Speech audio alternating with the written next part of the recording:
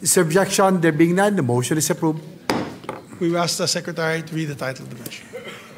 An act creating an independent People's Commission to investigate anomalies in all government infrastructure projects, defining its powers and functions, appropriating funds therefore and for other purposes.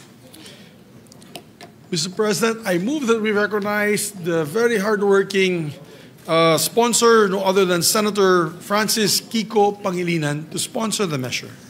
Senator Francis Kiko Pangilinan is recognized to sponsor the measure. Maraming salamat, Mr. President, distinguished Majority Leader, to our distinguished colleagues. I rise today to sponsor and co-author Senate Bill number 1512, principally introduced by our Senate President Vicente Soto III, co-authored by Senators Erwin Tulfo and Risa Ontiveros. 6 na araw na nang bahain ang Cebu at maraming bayan sa ating bansa. Dumating at umalis na ulit ang isa pang bagyo, ang Uwan.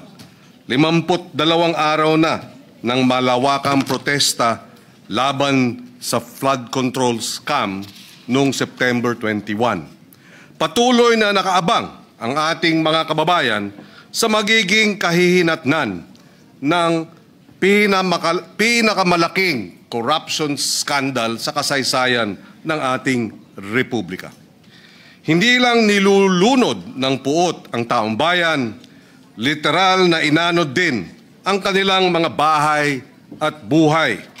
Inaanod na rin ang batayang tiwala ng karaniwang mamamayan sa pamalaang may sinumpang tungkulin na pangalagaan ang kanilang interes.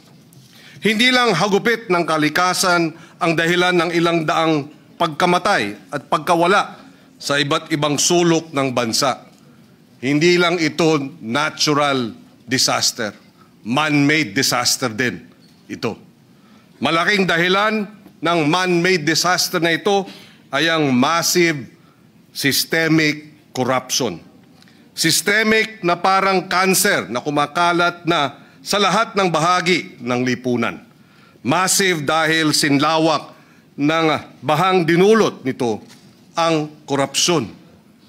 Bagyong Uwan, halos buong Pilipinas ang kanyang naging saklaw. Ganito rin itong flood control scandal.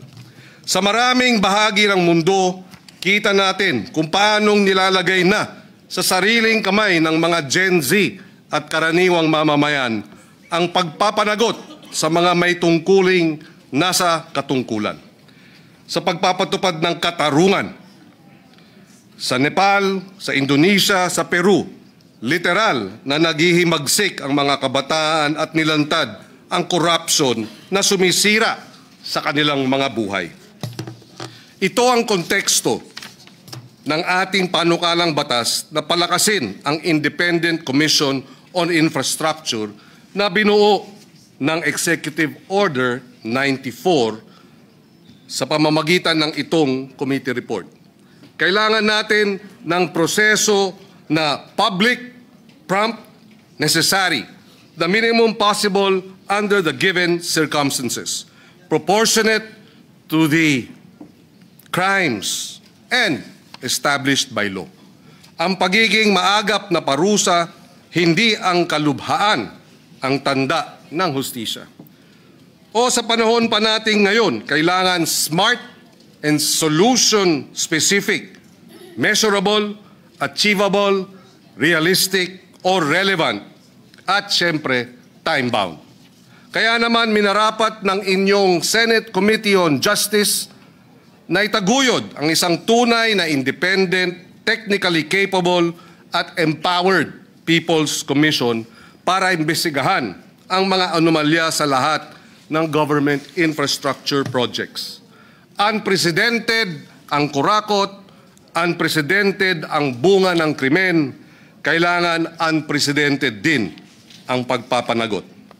Kaya binigyan ng panukalang batas na ito ng kapangyarihan ang Independent People's Commission para magsabpina, mag-usig, magsuspinde, mag-freeze ng assets at sundan ang pera saan man ito nandoon.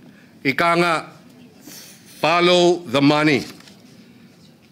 The proposed measure expands the powers of the ICI to include the powers of contempt, to cite individuals and entities for contempt, the power to cancel professional licenses of the PRC, the power to grant witness immunity and protection, the power to issue lookout orders and recommend HDO to proper authorities, the power to suspend and blacklist contractors and remove them from PhilJeps, the power to recommend to the President policy measures, the power to temporarily issue closure orders, the power to temporarily sequester assets, the power to deputize the NBI,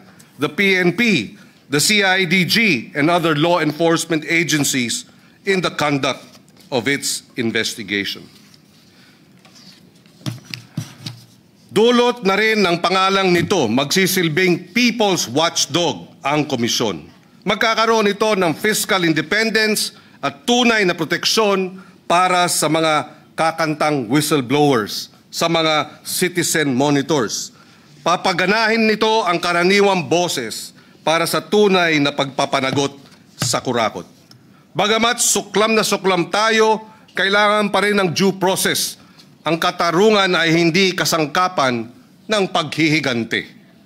Kailangan public ang mga pandinig, patas at walang pinapanigan ang investigasyon at ang bunga ay nakabatay sa katotohanan at sa batas. Pasanin natin ito sa bawat Pilipinong umaakyat sa kanilang mga bubong, nagdadasal para sa kanilang kaligtasan. Pasanin natin sa bawat magulang na nawalan ng anak sa sakunang pwede namang maiwasan. Tungkulin natin ito sa lahat ng humihingi ng katarungan, ng pananagutan at ng pagbabago. Ang pagpasa sa panukalang batas na ito ay simula pa lamang. Dapat nating tandaan na ang mga batas at komisyon habang makapangyarihan sa papel ay humuhugot ng kanilang tunay na lakas mula sa isang nakatuon, mapagbantay na mamamayan. Ang pinakadakilang kaalyado ng hustisya ay ang mga taong ayaw tumanggap ng impunity, na patuloy na nagbabantay, nagtatanong at nagpapanagot sa mga tagapag-alaga ng kapangyarihan. Ipasa natin ang panukalang batas na ito, hindi bilang isa pang hungkag na kilos, kundi bilang isang bagong tipan sa pagkakaisa ng ating tinig. Hindi natitinag ang ating pagtutol sa katiwalian at hindi natitinag ang ating pagbabantay. Itayo at itaguyod natin ang isang pamahalaan na tunay na mapagkakatiwalaan ng sambayanang Pilipino. For this